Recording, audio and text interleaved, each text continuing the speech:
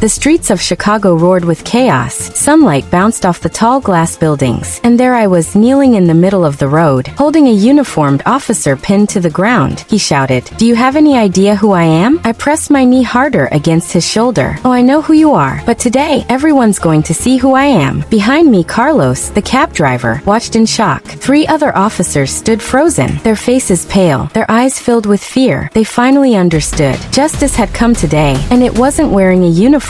My name is Nora Hayes, a detective with the Chicago Police Department's Internal Affairs Division, the unit that investigates dirty cops. But that day, I wasn't on duty. I was just a sister, heading to my brother's wedding. No badge on my belt, no gun on my hip, just jeans, a gray hoodie, and a quiet cab ride through downtown Chicago. I had no idea that one short trip would uncover a monster wearing a badge. "Where to, ma'am?" asked Carlos, the driver, a tired-looking immigrant in his 40s, with kind eyes and a soft voice. "To Ridge Avenue," I said. "Take the south route." Carlos hesitated. "You sure, miss? There's a checkpoint down there. Officer Dean runs it. He finds people for no reason, especially drivers like me." I frowned. "That can't be true." He gave a bitter laugh. "You'll see." I smiled faintly, staring out the window, unaware that his warning was about to become a nightmare. A few miles later, red and blue lights exploded in the mirror. A police car blocked the road. Carlos sighed. "Told you." Officer Dean Rogers stepped out. Tall, broad, clean-shaven head, sunglasses hiding his eyes, and a smirk that screamed arrogance. He banged his flashlight on the cab window. "License and registration." Carlos handed them over, hands trembling. Dean leaned in closer. "Broken taillight. That's a $200 fine." Carlos stammered. "Sir, I fixed it just last week." Dean cut him off. "Then pay now, or I impound your car." My blood boiled. He wasn't serving the law. He was selling it. Carlos begged. "Officer, please. I have kids. I can't." Dean grabbed him by the collar, slamming him against the hood. "Then walk home." And in that moment, I saw the truth. The line between protector and predator was gone. I opened the cab door and stepped out. "Stop," I shouted. Dean turned annoyed. "Lady, get back in the car before I arrest you too." I walked closer, calm but steady. "For what?" "Watching you abuse an innocent man." He sneered. "You got a problem, sweetheart?" I smiled faintly. "Yes, one big problem." I reached into my bag and pulled out my badge. The street went silent. Detective Nora Hayes, Chicago PD Internal Affairs. Dean's smirk vanished. The other officers froze. "You're under investigation for bribery, assault, and misconduct." Dean stuttered. "Mung, I didn't know." I looked straight into his eyes. "That's the point. You never know who's watching." Within minutes, backup arrived. Body cams and dash cams were checked. Every single act of extortion was caught on record. Chief Roberts stepped out of his SUV, gave me a nod, and said, "Good work, detective. We got him." Dean Rogers, the man who once ruled the streets, was handcuffed right there, in front of the very people he'd been exploiting. Carlos looked at me, still in disbelief. "Who are you really?" I smiled. "Just someone who still believes in justice." That day, I realized, evil doesn't always wear a mask. Sometimes it wears a uniform, and truth, it hides in plain sight, waiting for the right person to speak up. So if you ever see something wrong, don't look away. Be the witness the world needs. Because justice isn't just a badge, it's a choice. If you believe in truth, kindness, and justice, hit subscribe to Moralist, and share this story with friends and family.